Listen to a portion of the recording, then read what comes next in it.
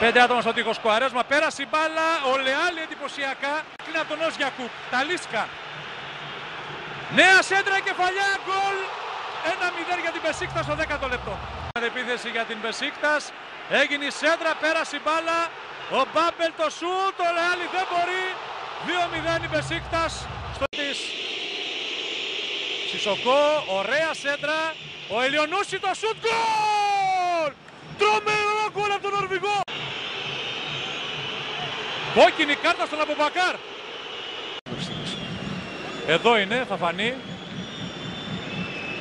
Βέβαια το Κουτουλιά. Το Κουτουλιά στο κεφάλι. Φορτούνης.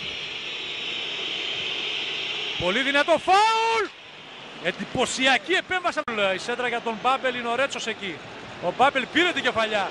Επικίνδυνα, κάνει το σούτ, ο Λεάλη. Αν είναι δυνατόν, 3-1 η Μπεσίκτας. Αλίσκα, πέρασε τον Τακώστα. Η παλιά για τον Τοσούν δεν είναι offside, το πλασέ. 4-1 η Μπεσίκτας.